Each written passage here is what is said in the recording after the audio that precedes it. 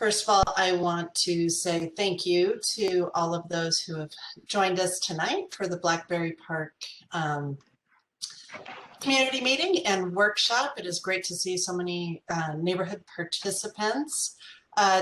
Real brief, tonight's meeting and workshop will consist of a presentation as well as some opportunities to provide some feedback, both through the chat function as well as some interactive polling. This meeting is being recorded and the video will be posted to the City of Issaquah's Blackberry Park webpage. A link will be provided at the end of the meeting. And with that being said, if you need to leave early or know someone who couldn't join us tonight, they're welcome to then go view the meeting in its entirety.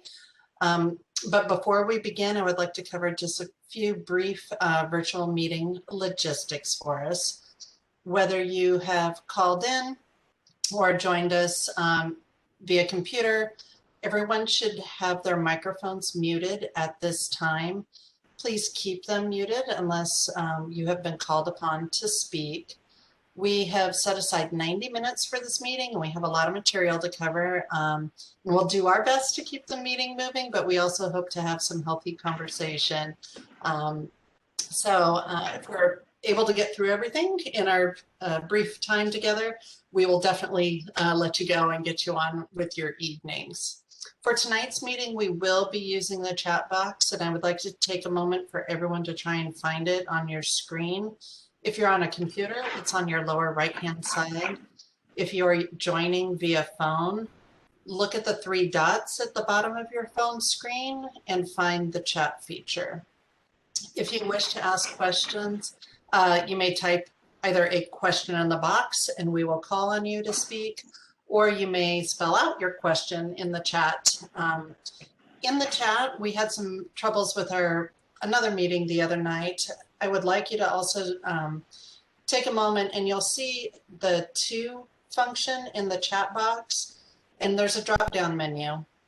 Please select everyone so everyone can see everybody else's comments. If you are having issues for whatever reason and it only connects to me, then we will make sure your comment gets posted and shared with everyone else.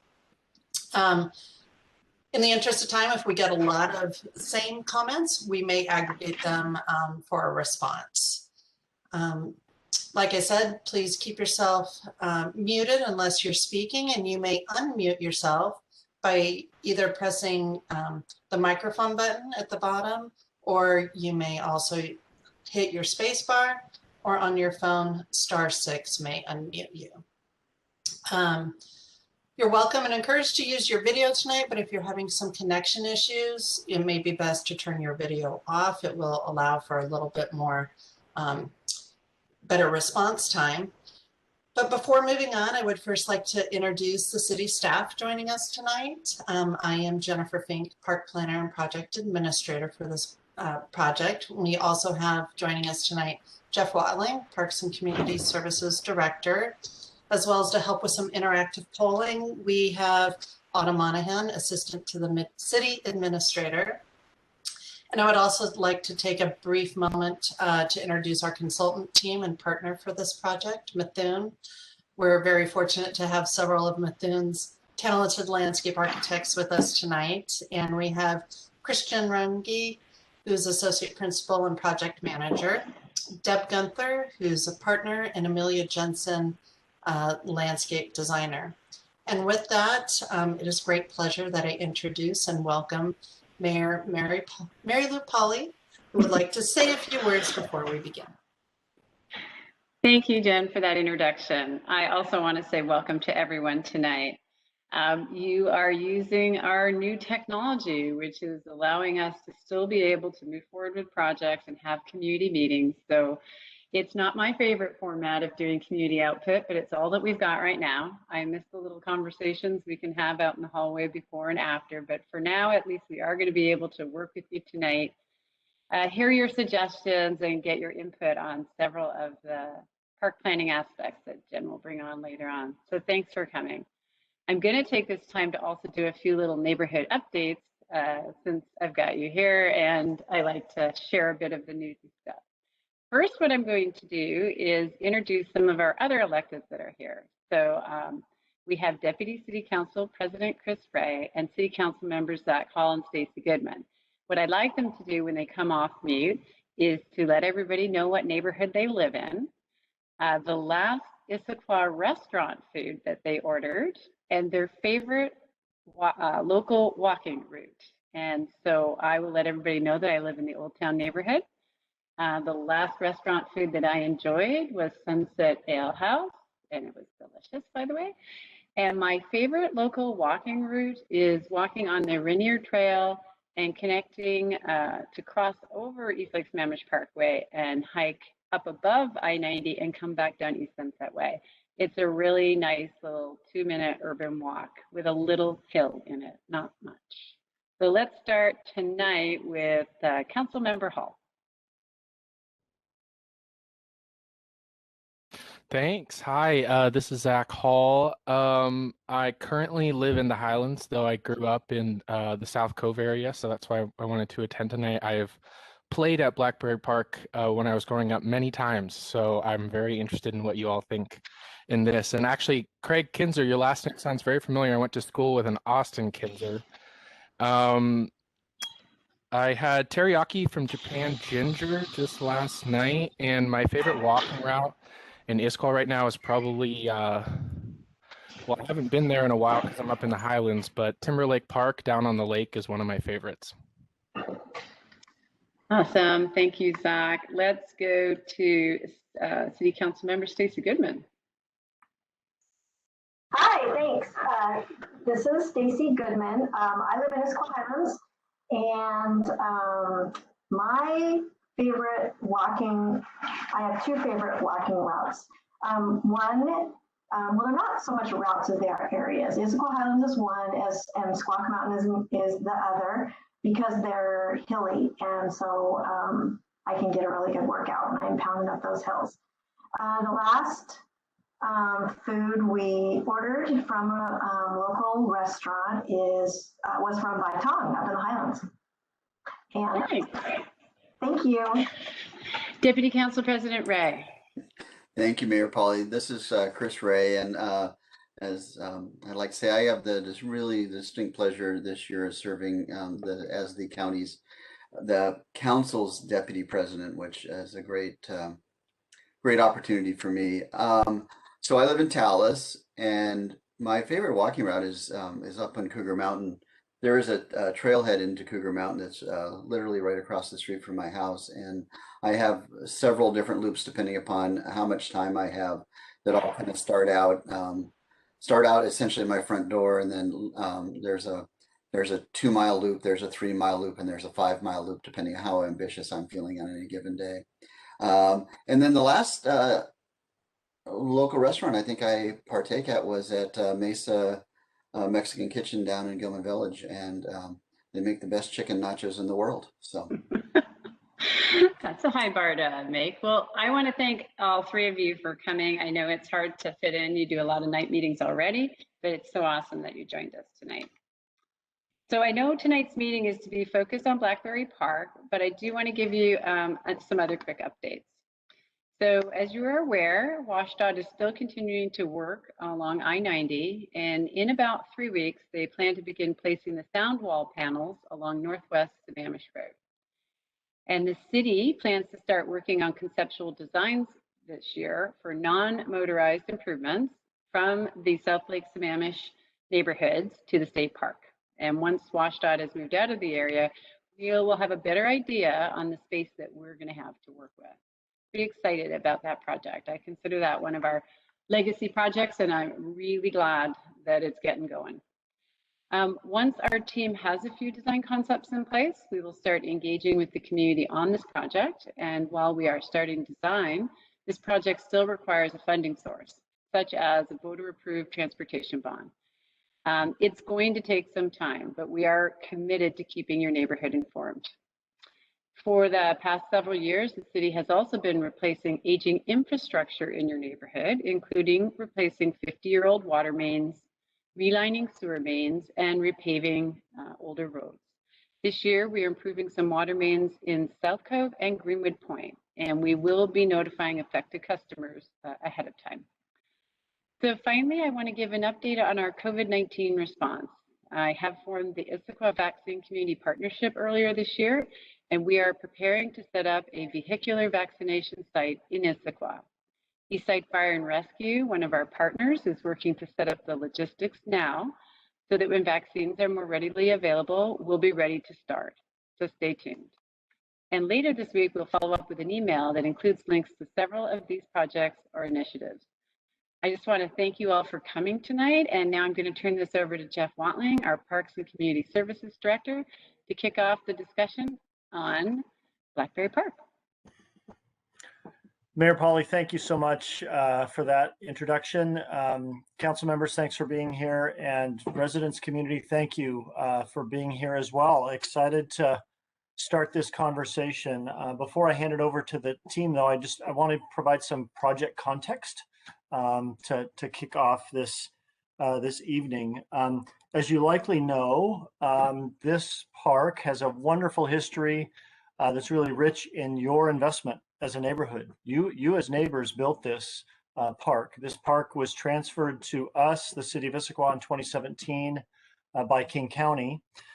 You may recall, some of you may have attended a barbecue that we had out there that summer of 2017 to get to know you, to hear your perspective on the history of the park and how we can become stewards of that park. One of the things we discussed that night was the play area. Though it wasn't an immediate risk in 2017, it's a play area that's not up to what would be national safety standards for a public park, and knew it was something we were going to need to address. Again, though it's not an immediate risk, it was something that was certainly on our radar and our antenna. This year, for the 2021 budget, thankfully, I appreciate the mayor and city council both supported putting funding into the 21 budget to do just that, to allow us this chance to explore the play area and perhaps replace the play area. And so that brings us here tonight. We really consider the start of this conversation. We want to engage with you. You're going to learn some of the initial work that we've done with the consultant team to really begin to better understand the site, some of the constraints and opportunities of the site. But really, we're here to learn and listen and get feedback from you as to what your preferences are.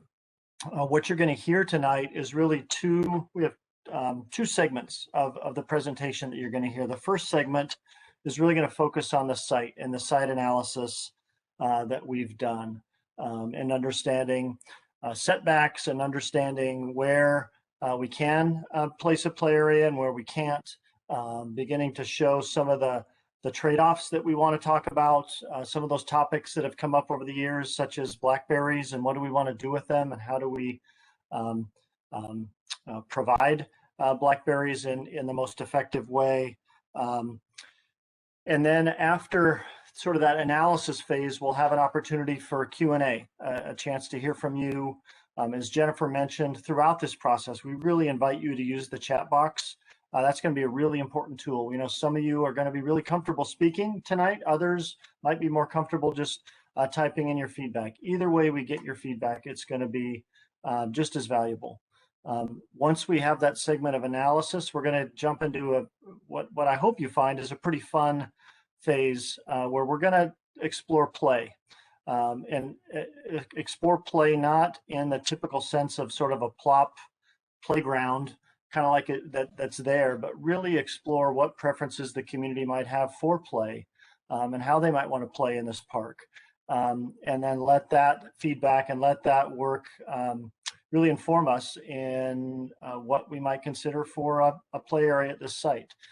So we hope you enjoy tonight. We're going to use a couple of tools. I wish, as the mayor said, it's really effective to have these conversations when we're all in the same room and we can share feedback and put dots up on poster boards and etc. And we can't really do that in this virtual sense, but we're going to use Mentimeter and a couple of other tools that are going to give us some real-time feedback tonight.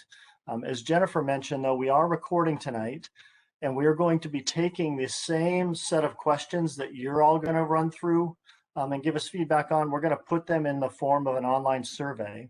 That's something that will be up on our website. And then we're going to invite those that weren't able to attend tonight, because we know there's many in the neighborhood that probably have feedback and want feedback.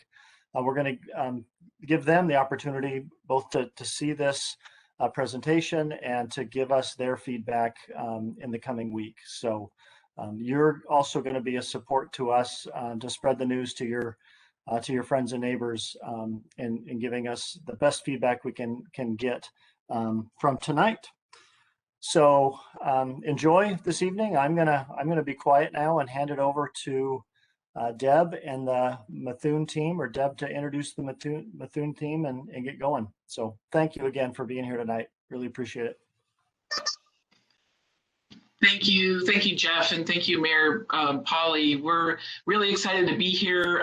We've really enjoyed getting to know your park a little bit, and we're looking forward to this evening to understanding it better through your thoughts and comments. And it's always phenomenal to be working in a place that people clearly love and have really made a big commitment to. So we really take that responsibility seriously, and we want to build on the things that you feel are important in your neighborhood. So Christian and I are going to tag team and tonight and walk through the analysis and the play and a little bit about the site ideas. We have a lot of really fun polling that Autumn and the Issaquah team have set up, which is the Mentimeter is pretty fun. So we're looking forward to getting feedback from you that way as well. So I'm just going to turn it over to Christian, and then we'll get started. And so yeah, we're looking forward to this conversation. Thank you. Thanks, Deb. Hey, this is Christian. Can everybody hear me?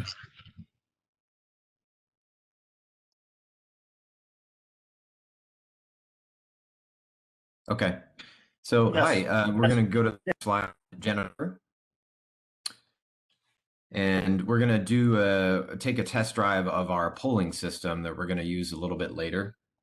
And so you see in the middle of your screen right now, there's a website, menti.com.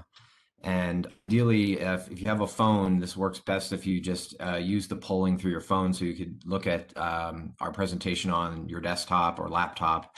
But this also works if you just want to use it on your desktop. Type in menti.com, and that'll take you to a place where you can enter the code that's shown here, 7209067. Go ahead and enter that code, and it'll take you to a survey test polling question that asks, do you live near Blackberry Park? And go ahead and answer that survey question, and Autumn will let us know once most folks have had a chance to do this test question. And Christian, there's no spaces between that code as they enter it. Is that correct? That is correct. Great.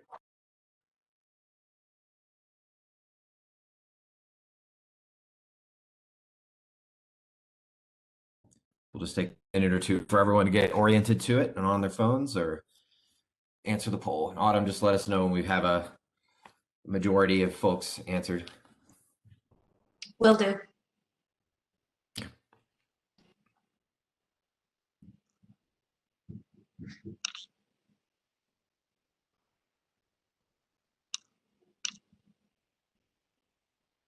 If anyone's having an issue with it, just feel free to mention it in the chat box. If there's something you're running up against, we'll try to help out. I just want to add, oh, go ahead.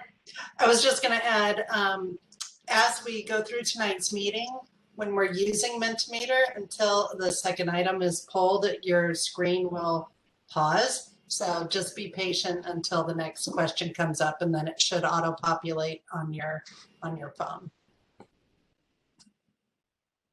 All right, so we have 9 participants. 56% said yes, they do live near the park, and 44% said they did not. Okay, good mix. So as Jennifer mentioned as well, that we have this opportunity to use the chat box. In the lower right hand corner of the screen, there's a chat bubble. and keep that open, and you can see folks entering comments along the way. There will be points along the way where I have a prompt question that you're welcome to answer in the chat box. And then at the end of this portion of the presentation, we'll have more of an open forum where we'll collect information or collect themes that we're seeing in the chat box, or you can ask questions out loud during that time about some of the content that we've covered already.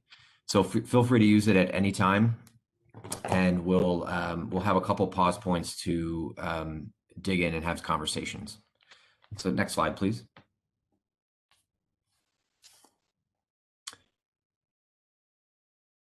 We go to the next one. Okay, so I think everyone knows here where we are here at Blackberry Park, and we can go to the next slide, please.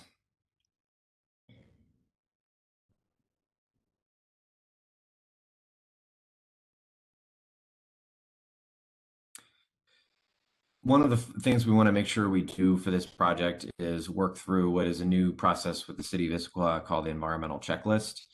And so that really is comprised of two different parts. One is to make sure we understand all of the critical areas that are on site, environmental areas. And we would normally do this anyway, but this is now a part of the community engagement process. And next time we meet with you to talk about playground concepts, we'll kind of formally go through this checklist. But for now, we want to just call out to this group that this is the typical types of critical areas that you would look for, including wetlands, flood hazards, shorelines, steep slopes, and critical aquifer areas, recharge areas. And at this point in time for Blackberry Park, our understanding is we don't think there are any critical areas that are impacted by Blackberry Park or by any of the work that we may or may not do here. Next slide, please. The other thing we want to look at is beyond code compliance. And that might be looking at anything from mature stands of trees on site. Is there anything else we need to look at for drainage issues, for instance? Are there any wildlife habitat or migration corridors we need to consider? Really thinking comprehensively about environmental impacts of a project. So at this point in time, given the proximity or sort of location of Blackberry, we don't anticipate major concerns or issues, but you can see the chat question here that we want you to consider. If you have any other thoughts about environmental issues that most interest you about this park or impacts that you might be concerned about that we should know about, go ahead and think about that for a second and start. If you want to enter it into the chat box now, that's fine, or we can talk about it during our discussion break coming up. Next slide, please.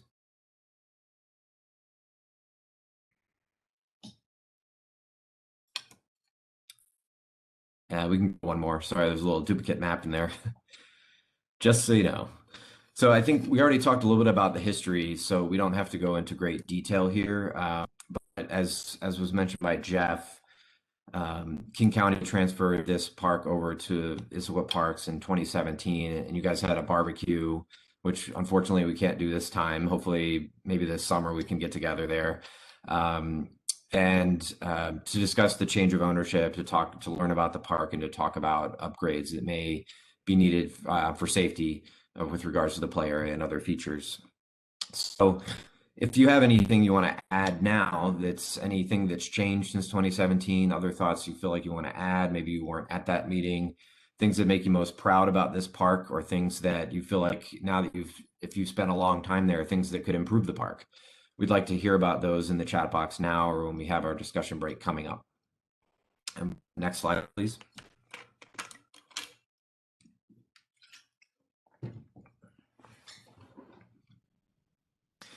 So a couple things about the existing conditions. I think a lot of you are familiar with what Blackberry Park is like.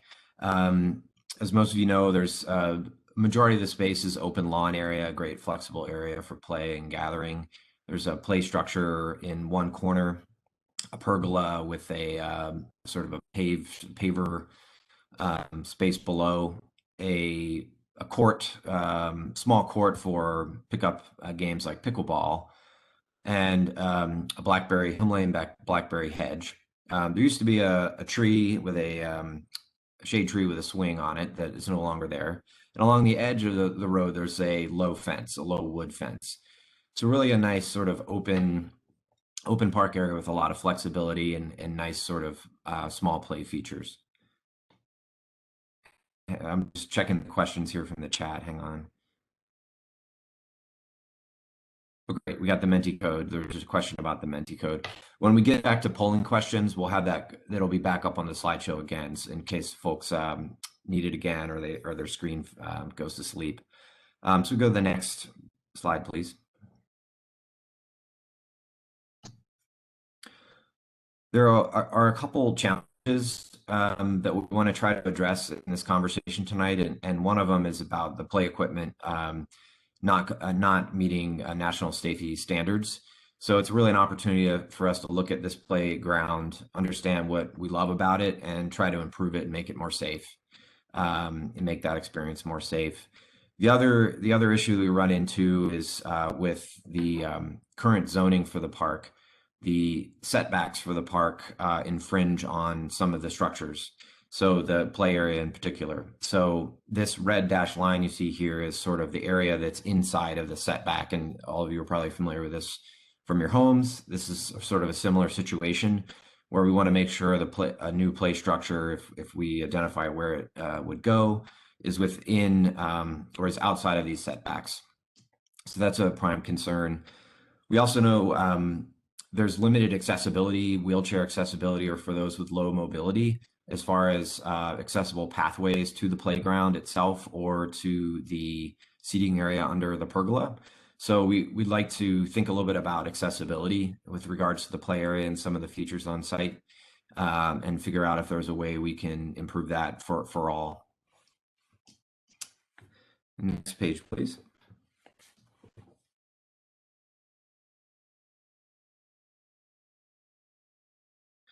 So for tonight, as been mentioned already, we really wanted to look, the primary reason why we're here is to talk about the playground and to really think about accessibility and safety. And then some other secondary opportunities that are really tied into thinking about this park in general are there any other improvements that we think we would like to make, and thinking holistically about the park after it's been used by many of you for so long, including is the edge of the park, looking at the trellis and making it a more accessible space, as well as thinking about the well-loved Blackberry patch. Is there a way to enhance this to really make it something that's more environmentally friendly, but also provides the same foraging possibilities? Is there a way to reconsider or think about it in a different way? So again, we're gonna talk a little bit now, and you can feel free to enter into the chat box or ask to be called upon to speak out loud. What are your thoughts about some of these opportunities for the play area, some of the features in the site about the park, and what challenges have you seen over the years that you think we could address during this process?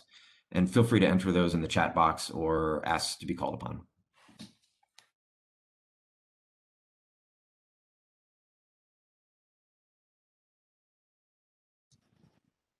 Please don't be shy.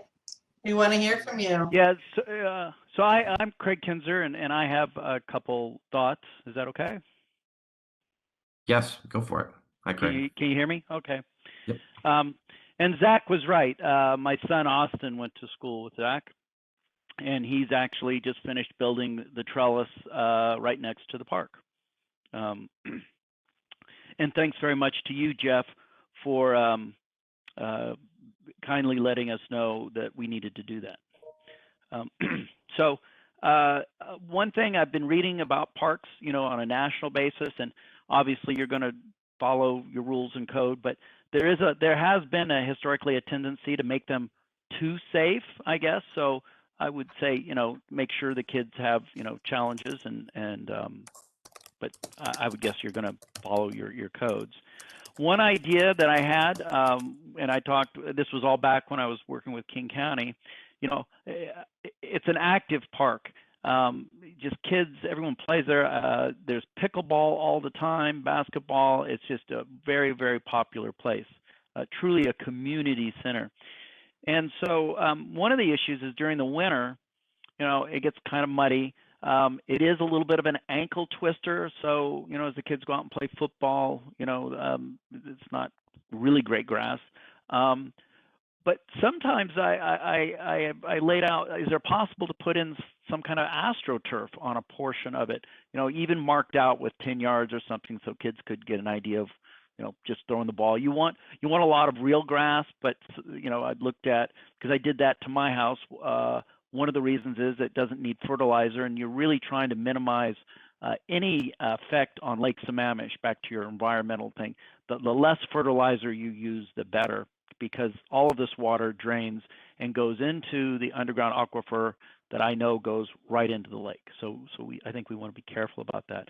So it's a combination of real grass and maybe some astroturf might be fun too. Kids can use it more in the winter. I would improve the pickleball and basketball. If there could be 2 pickleball courts, there's often a waiting line and we have tournaments. We do have 2 other pickleball courts, one both on private property, one at our home and one at another home that is on the lake right across from the park.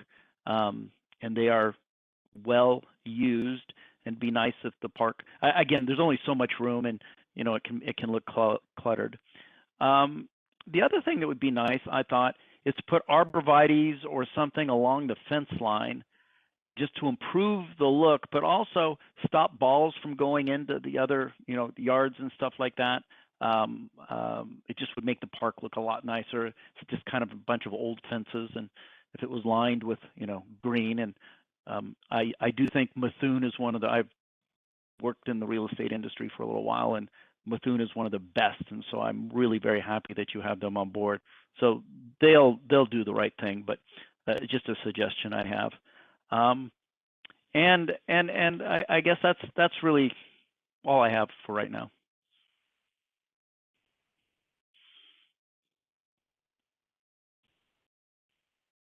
Share about play, I think will also resonate with you. Just this idea, I couldn't agree more that we will make the playground safe, but we don't want to make it too safe. We want to have managed and safe risk taking, which we know is beneficial for development and for children.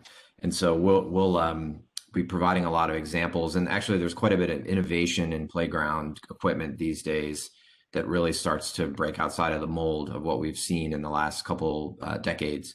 To that end, I also forgot to mention that Chris Mcgarvey is on this call tonight. He is with Northwest Playground. He'll be one of the technical advisors for us, and as well as the helping us select products.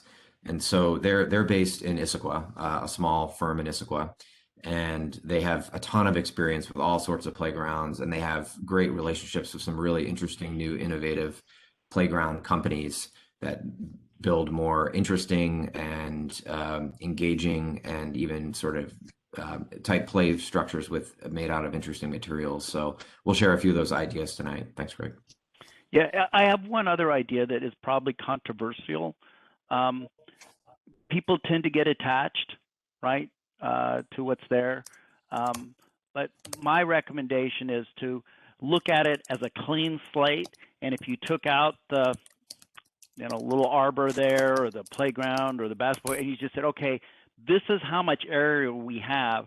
How can we best provide this place for people to sit, this place for kids to be, a place to do, how do you best use the entire place? While some people might be sentimental, and I certainly think that they have a right to, and maybe they're correct, you should keep something, but I view this park as you want to maximize what we know is not a lot of property. I mean, I'm not even sure how big is this? Is it I don't even think it's an acre, is it? How big is it? I believe it's 0.57 if my memory serves me right. Yeah, I was going to guess a half acre, Craig. Yeah. Yeah. So it's not very big. And so, and I know you want open space and you want the grass. And to me, I just think that if you have the money, and certainly we could go to the neighborhood and perhaps raise more money if it was necessary. I think there's so many people that use it that they would be proud to do that. But just to think holistically, like you're saying, and how do we best utilize what is a relatively small open space, but just like I say, a jewel of South Cove.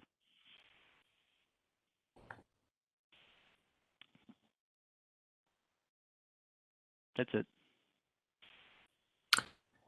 Craig. Are there any other comments that folks want to share out loud or enter into the chat? I was just going to add, I see we do have a couple of comments here. They like the blackberries, but know they're invasive. Don't ever recall eating native blackberries. The trellis was built by a member of the neighborhood and would love to see it preserved. Pickleball has definitely picked up during the pandemic. Need to get people out of the house. I couldn't agree more.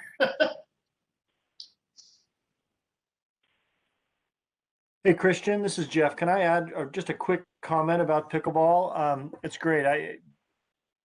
Both Angela and Craig mentioned pickleball and great reference and great timing in that, as mayor and city council know, we've been working with the Recovery Task Force on ways to activate our parks. And one of them is looking at ways to create more flexibility in some of our court spaces, particularly our tennis courts. And so we're looking at what it would look like to add pickleball to some of our tennis court facilities. And one of the candidates is Muirwood Park. So even as we're looking here at maybe enhancing pickleball here at Blackberry, but knowing we have such a constrained site of a half acre and how do we maximize it, I just want to bring to mind, we may be looking at ways to let that loved space at Muirwood serve more purposes and create a couple pickleball, or be able to convert tennis and or pickleball on the same court. So more to come. This feedback is so helpful, and it really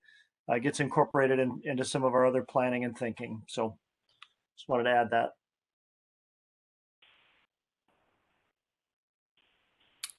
Thanks, Jeff. Well, we'll move on into the next part of the presentation, and we're going to get to some fun interactive polling exercises around play and play experiences that we hope you'll enjoy. So I'm going to turn it back over to Deb, and she's going to walk us through that. Great, thanks, Christian. Yeah, thanks for all these terrific comments. This poll is, and kind of conversation is around play experiences. And so we were going to talk a little bit about the kinds of experiences that, kids and even adults can engage in here in the play space. And so these are just a few, but looking at these three big categories of, like, there's the gross motor skills that Craig was talking about. Kids are moving.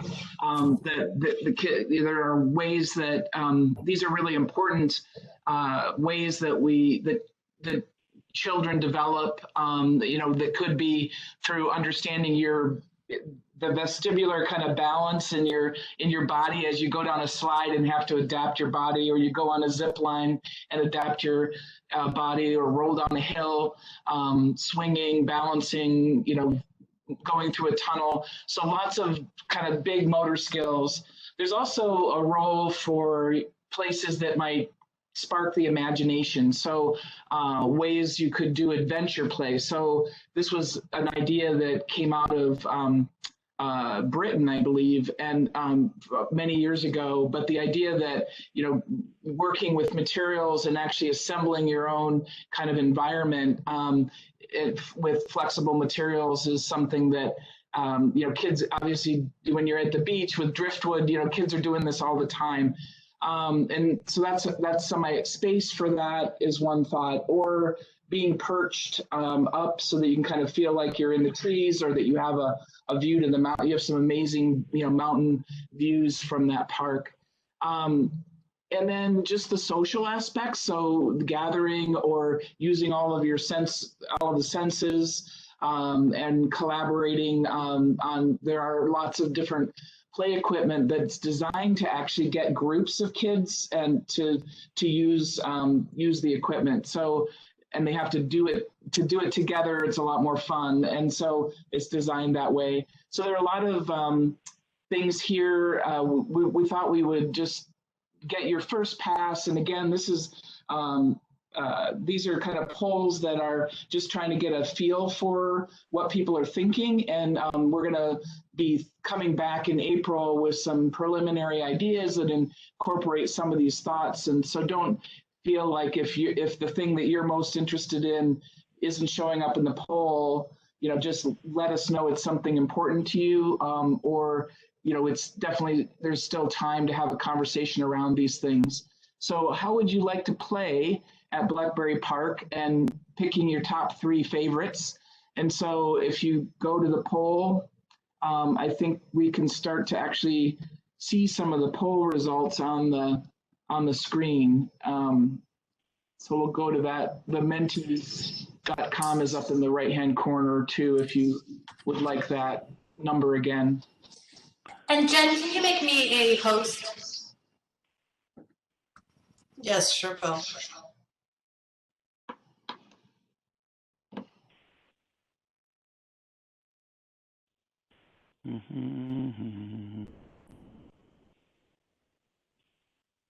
So you can, I'll just, while we're bringing up the poll, this might suggest some things like right now we have there's a, big flexible lawn, but I think along the lines of like thinking about what are all the possibilities, there could be some berms and hills for kids to run up and down, and it doesn't take much, especially for different age kids, to really get some, movement going.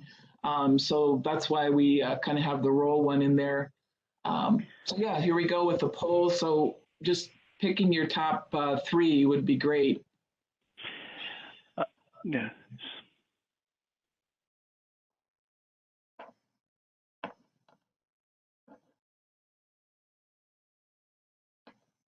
And there's lots of choices.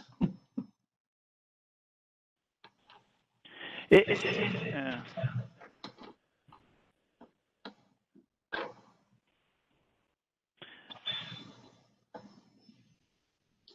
Yeah, climbing, interesting. Yep. Climbing and swinging and zip line. Yeah. The park's not that big to put in topography, from the standpoint of something different than grade. And the kids use the flat area a lot. That's good to know. Yeah. I mean, they throw the football, and it's fairly big enough to play a game of football for like 3rd or 4th graders.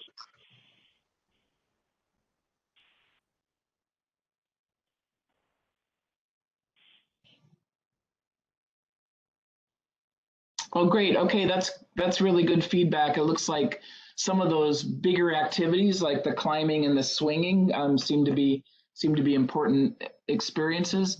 So this poll, or this kind of introduction here, is around the character of the play areas. So there's a couple things going on here. One is to think about, these kinds of play areas could be large, and that's the top row of images, or more medium size, or small, or a combination of those. And then across the columns, from the left to the right, are the character of being more log structures, and there's some really interesting kind of, stripped down kind of whole tree kind of log experiences. And then a milled wood character in the second column, and then more of a metal look, and then a mixed material look on the far right. So just wanting to give a sense from folks about, it might be that the particular image is attractive to you, or it might be that you might just say in the general category, you feel like a particular character is important. So yeah, this is just a larger version for getting a feeling for those different images.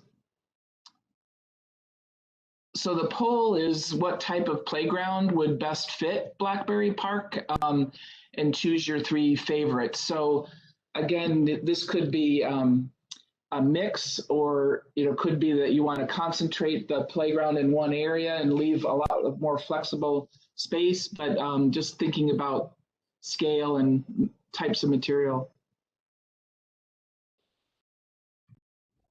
If there's something you don't see or a reaction you have to any of it, feel free to add it to the chat box. All ideas are welcome. It's, as you know, it's hard to cover every possible scheme. We're trying to present a wide range, but feel free to enter any other comments you have as you're reacting to some of the images or why you may have voted for one thing or another.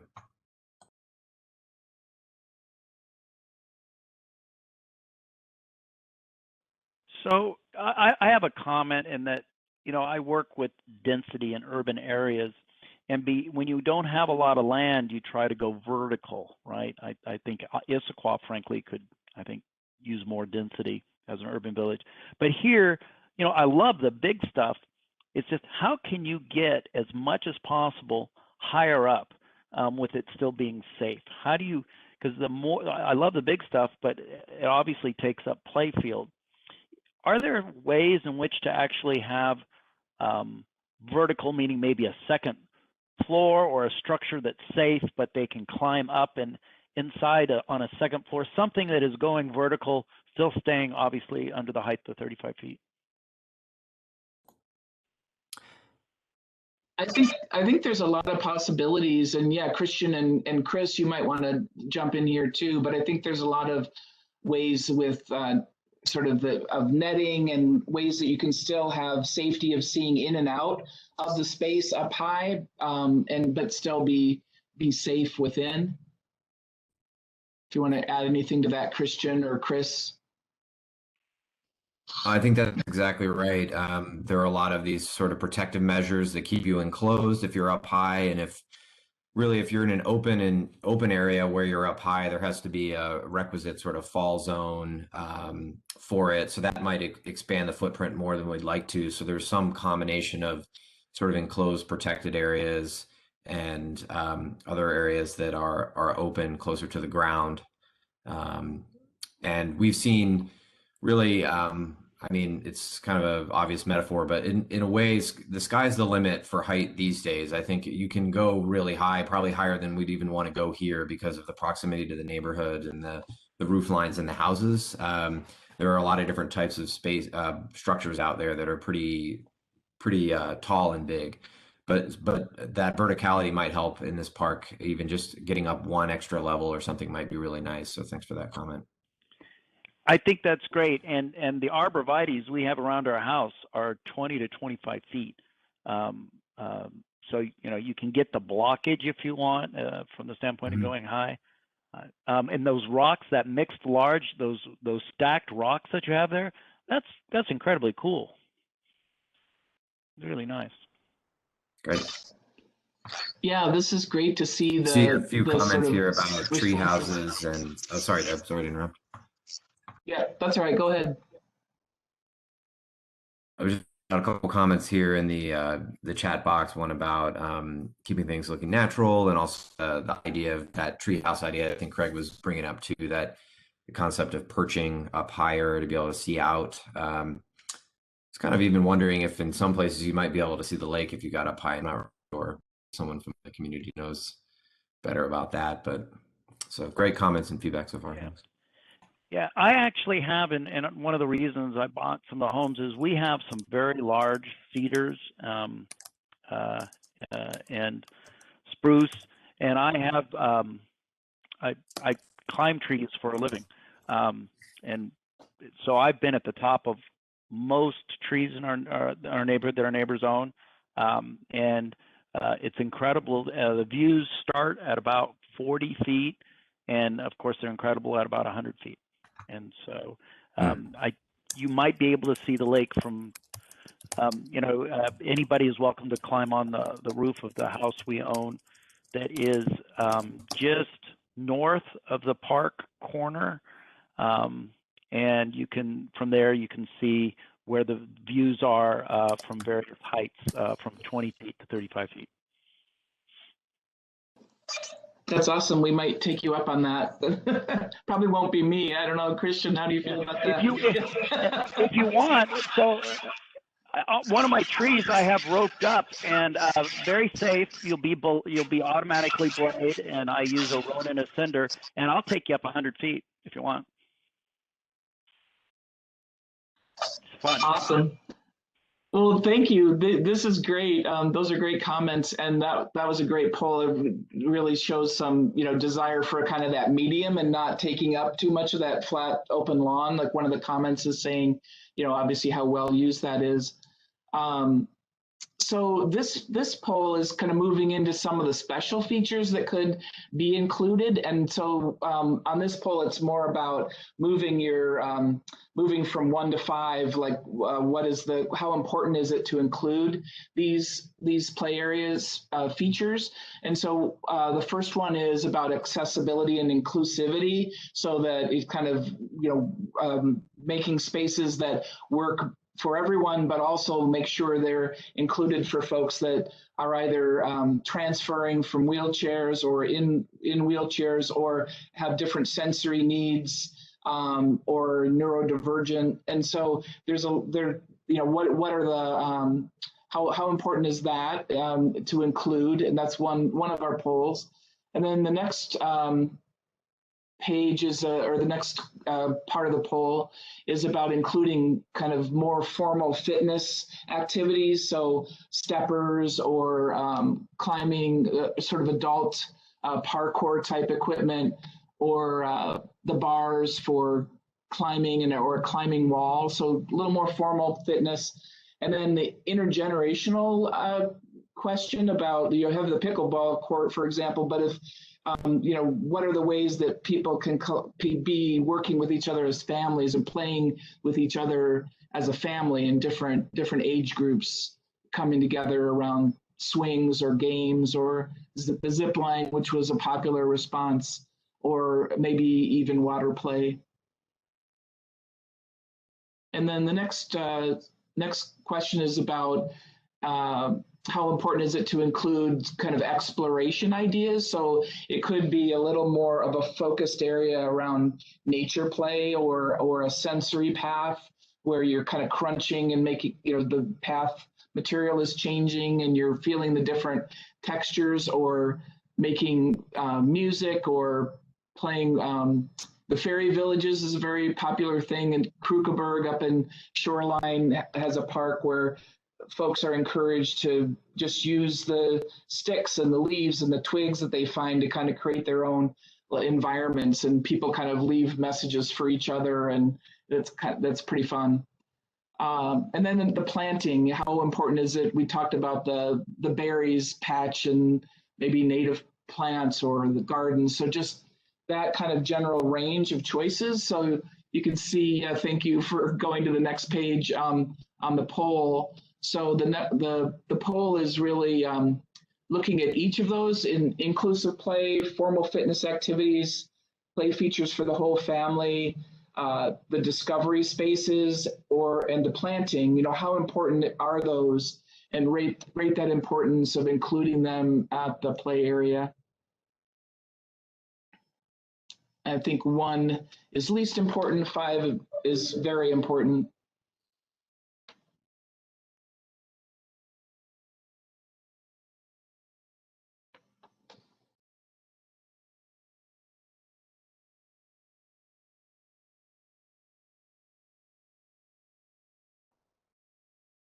Great. Okay, this is good. So inclusive play and play features for the whole family, looking pretty important.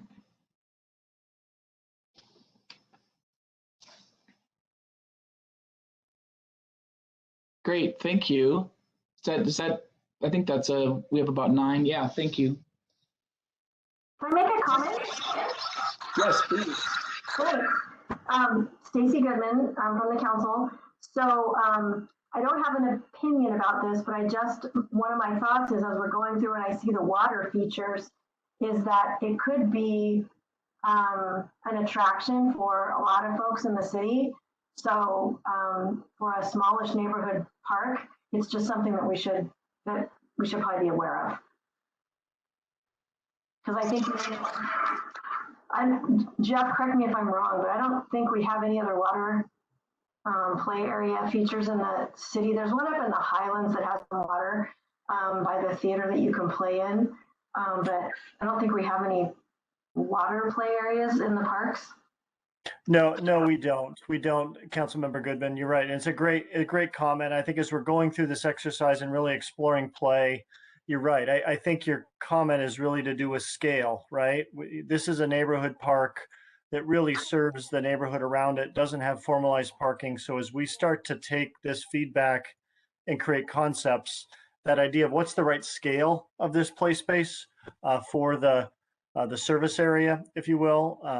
And you're right, putting a large spray park in this park probably isn't to scale if it's going to or if it's going to end up attracting a bigger reach than this park can really serve. So yeah, I think you captured my concern. Thanks. Yep. So the next poll is about seating and the types of seating that you might want to see in the park.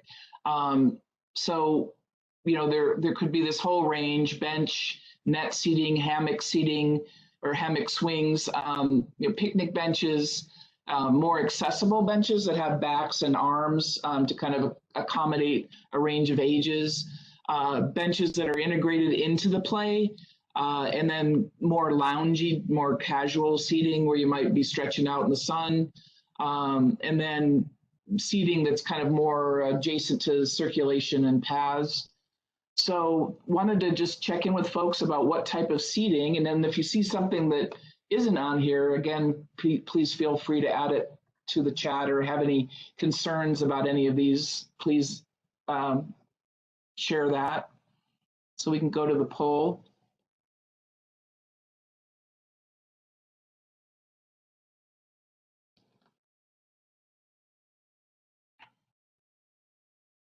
Thanks to Councilmember Goodman for attending. Thank you.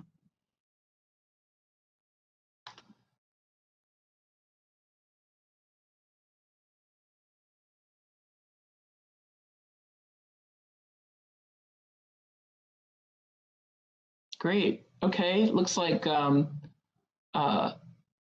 range of different seating is being noted with play area benches, accessible benches, picnic benches, regular benches. Terrific.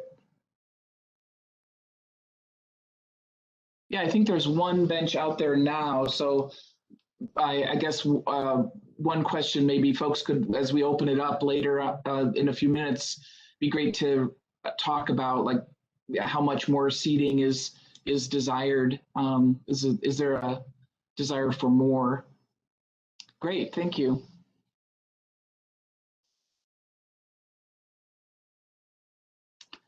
And then I think the last poll, I think, is about, or not, maybe not the last entire poll, but in this section is about art experiences. And so there is an opportunity to integrate some art into the space. And so we're just kind of trying to get a first pass idea about all what not only kind of the feeling of the art, but also the kinds of art experiences that could be integrated. So the first column is about integrating with play, and the actual art, becomes part of the play experience.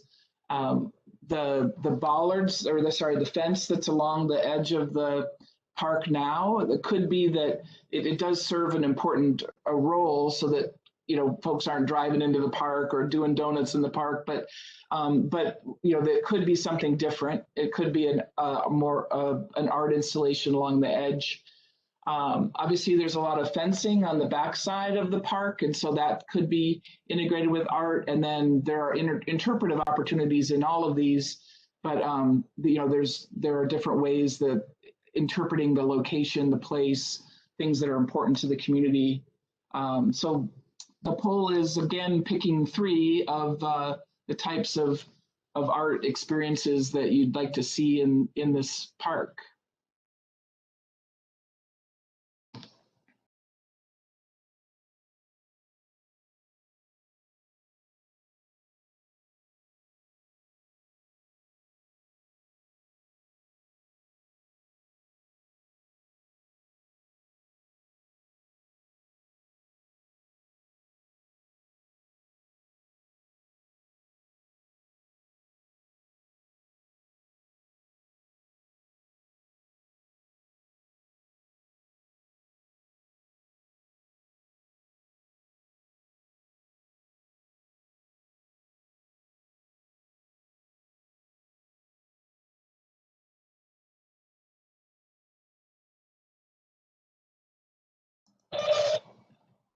Yeah, it's great to see the range here.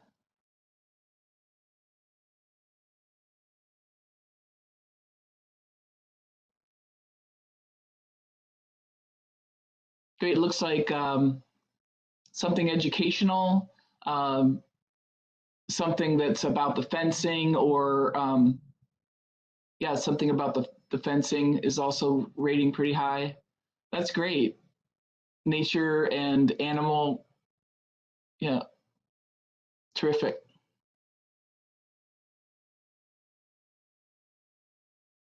Great, thank you for that feedback. This is going to be really, really helpful. So the last part, and Christian, you might want to jump in on the site layout piece here, but just we're walking through kind of 3 initial ideas, and just for ballpark, generally where would things want to be and what those relationships might be, so that we can think about the amount of lawn, for example. And so, yeah, Christian, if you want to walk through these, that'd be great. Sure. Let's go to the next one. So, as Deb mentioned, this is an opportunity for us to talk a little bit about the different scales of play areas and then what kind of impact they may have on the other features in the park. And for right now, we're really just comparing playground zones to lawn, because in a way, the berries or the trellis, or even maybe not so much the pickleball, but at least the smaller elements on site, we know we can either keep them in some where they are now and upgrade them, or reconfigure them later, but they're not large features. The pickleball, the idea of rethinking even the pickleball is kind of an interesting one, but for now we're just leaving that in its place and showing this idea of different size playgrounds. So the first idea and first option is putting in a play structure that's similar in scale and size to the one that's there now, and maybe adding like a small swing or a small sort of toddler or little kid play area and adjacent to it. That would be that small little oval. And if we were to do that, it's about a similar amount of space to what we have now, but it might be located in a different spot. For instance, more justified to southeast to get it away from all the setbacks. These are just rough bubbles here. And this would keep pretty much a similar amount of lawn space intact to what you have now. The next slide shows another option, which would be maybe a more medium scale option. It might be a slightly larger play structure to what you have now, maybe another third in size, so a bit bigger. Maybe it has an additional slide or some more height to it. So that would, and maybe there's an additional toddler area or swing area, which is shown in the littler ellipse. So once we start enlarging the play area, obviously the lawn area shrinks down a little bit. So this would reduce the lawn area by about 4,000 square feet or so. This is all very approximate. So you start to see some impacts to some of those open field activities that Craig and others brought up about playing football, catch, and running around. So the next slide shows a larger concept. And this would be the idea if you wanted, say, a much larger structure, like maybe double the size of what you have out there right now. That's about, it would take up about the amount of space you see in that large ellipse there to have sort of a play structure that's double the size, and at least in overall width. We talked a little bit about the vertical ideas, and that doesn't necessarily take all of those possibilities into account, but this would be a larger footprint, possibly with additional swings or a smaller toddler area. And you can see that if we did something like that, it would have a significant impact on the lawn.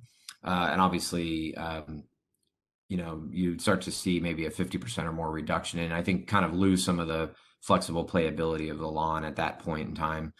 So we're going to go to the next slide is a point where we're going to take another poll, and we would like you to kind of think about these scale options and let us know what you think might be the best fit for Blackberry. The idea of keeping it similar in scale to what you have now, maybe some additional smaller elements added versus maybe a slight upgrade in size versus something that's much larger play feature.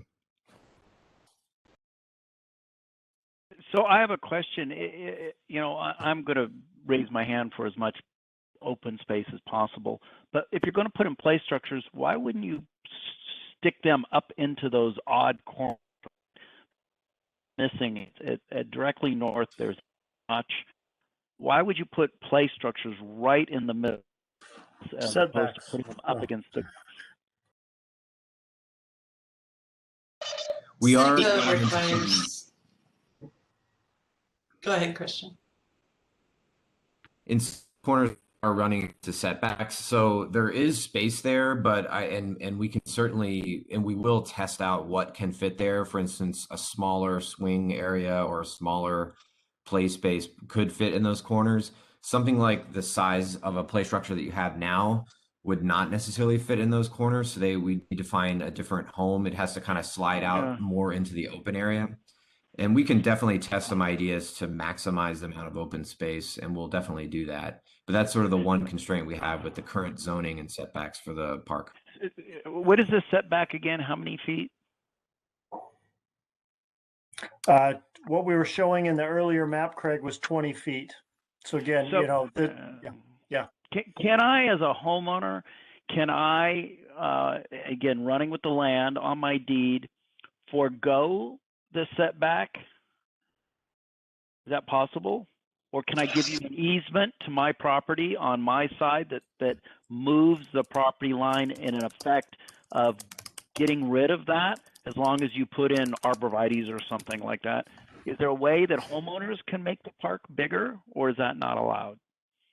I would be open to flexibility. I think for our conversation tonight, as we get a sense of scale of interest of play area, Craig, where there's opportunity as we start after this feedback, thinking of options of how to place that space, would be very open to considering, creative solutions like that. But that would really be up to planning. And as we go through the permitting process, what's allowed in terms of that property line, and those buffer setbacks, if there was, an agreement as you suggest. But that would really be something we'd have to figure out through the planning and permitting process. Okay.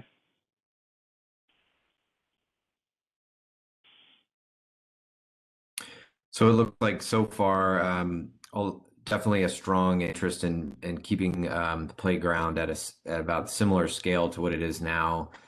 Some interest in enlarging it just a little bit. And of course, we've heard ideas about making it a little bit more vertical as well to kind of maximize the space. Definitely seeing that trend to sort of maintaining and maximizing the amount of open lawn space as we possibly can. So that's something we're going to take a really close look at as we get into thinking about layouts and design concept for the play area. And we have our initial conversations with city planning starting next week. So we'll be taking a whole host of questions to them, including some of these ideas about the buffers and setbacks as well.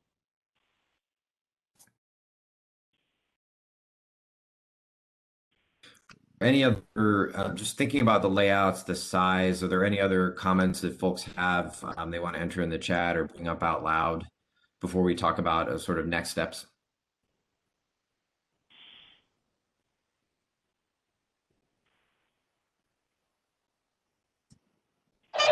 I would love to ask if anyone has any comments about the amount of seating that folks feel is a good fit for the park.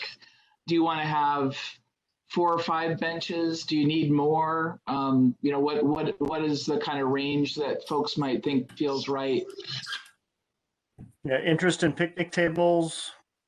Right now, I think when people go to use the park for a significant amount of time, they do bring their own chairs and things like that. I know picnic tables would get used if they were there, but it's not like a top priority, I think.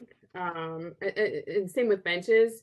The only bench right now is over by the pickleball court. And then there's also a table there too. And they do get used. Yeah, I agree with Angela. Another picnic table area. But people, people do always bring their own chairs. So yeah. 2 picnic tables would be great. They get used a lot. And again, is a picnic table allowed in your setback, or is the setback has to be completely empty?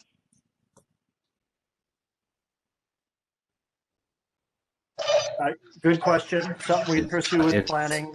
Some things we've done sometimes, Craig, is, if we don't anchor the picnic table to a concrete pad and just let it be flexible and move, we've done that with a park we created on Front Street and some other cases. There's a little more flexibility in that kind of application. Yeah. We know that the play structures, for instance, it's really the structure itself that has to stay out of the setback. But some of the fall zone, for instance, and some of those elements that are flush to the ground can be within the setback. So that definitely gives us flexibility with siting the playground if we're going to try to kind of fit it off to the side a little bit more. Yeah.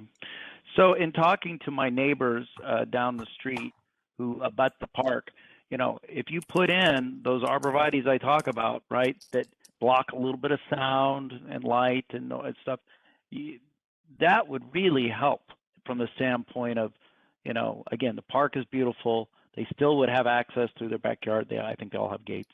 But then if you had, because I agree with Angela, you don't want to put in so many benches that you take away from the green space. But if you're putting them in the 20 feet that's got to be there anyway, I think that's where I might put some benches, because there's times when there's like 30, 40 people and they do bring their own chairs because they know there aren't any.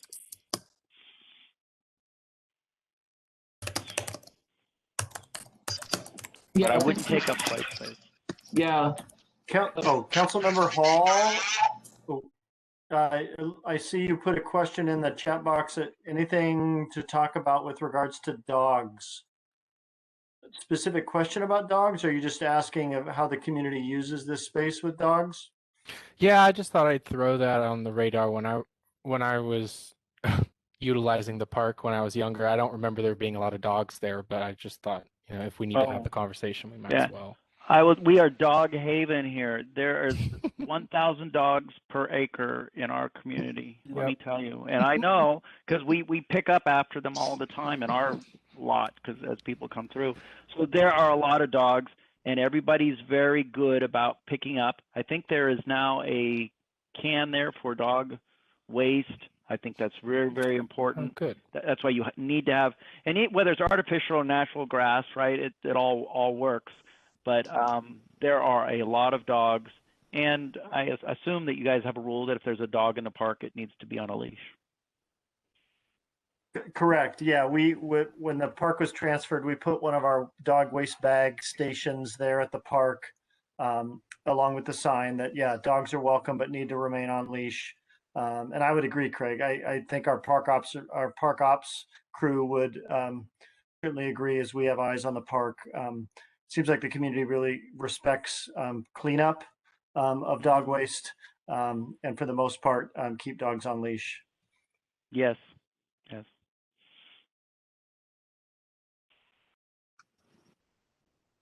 Okay. Well, thanks. These are great comments. Okay, I was going to just turn it over to you, Jennifer. Thank you. Yeah, we're getting close to our 7 o'clock, and just wanted to run through what our next steps are going to be with this project.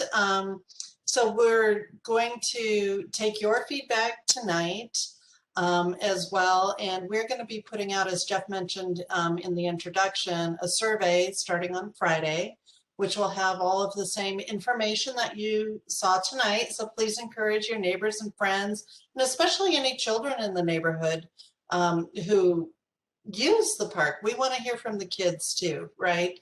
And so this is a family-friendly survey that they'll be able to take online.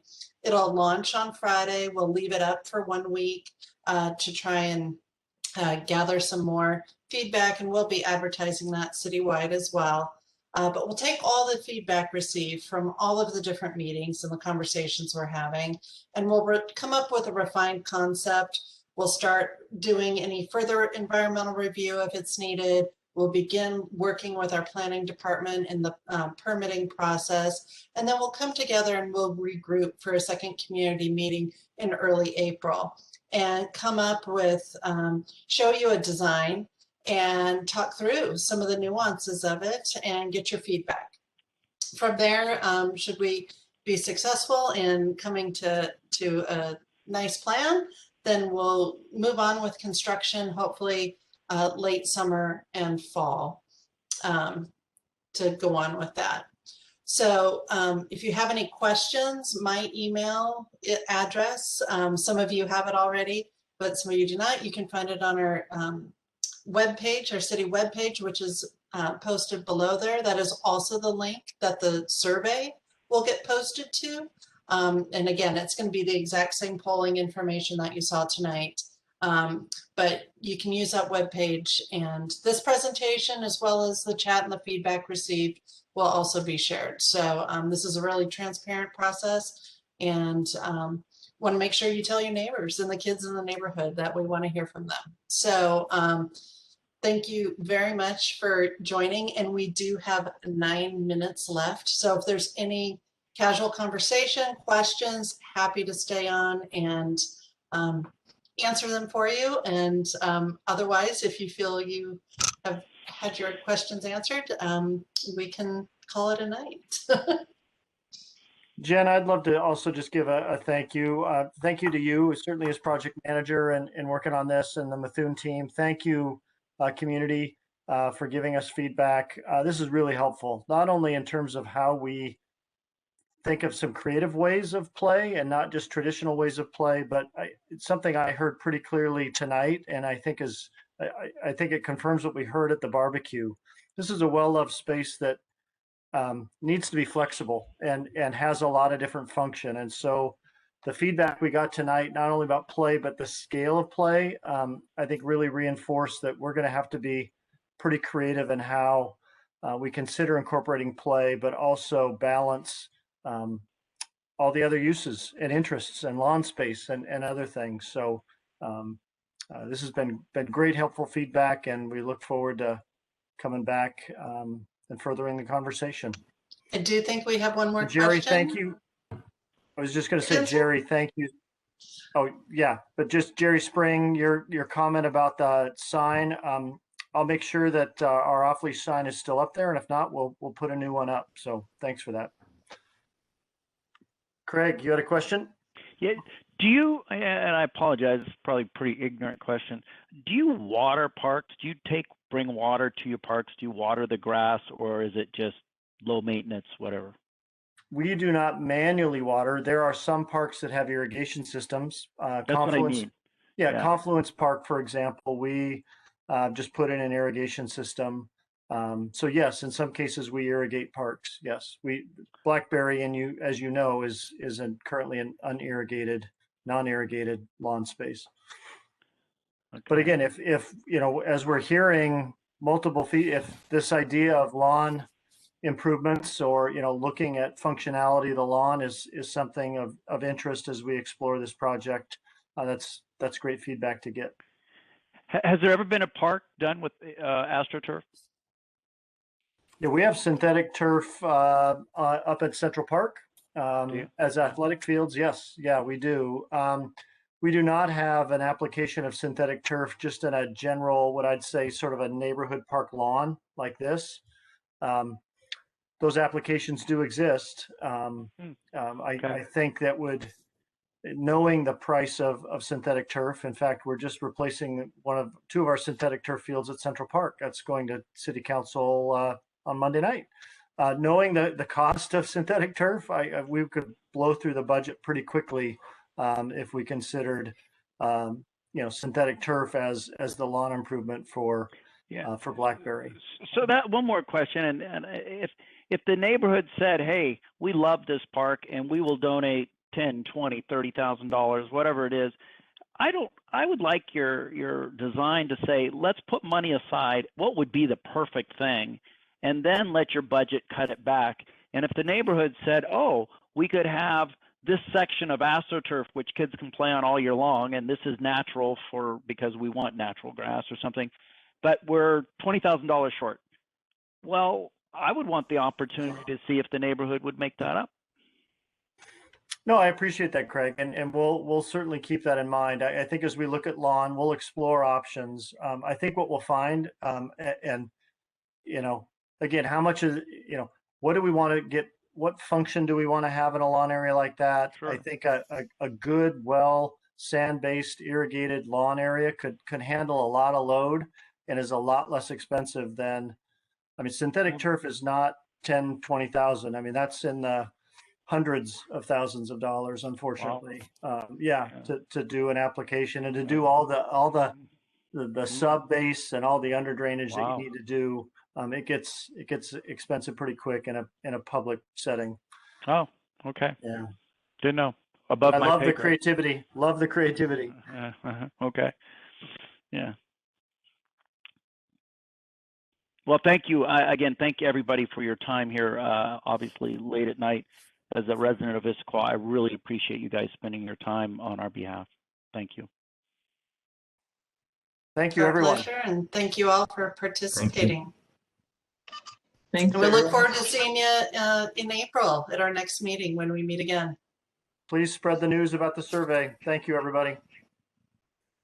Good night.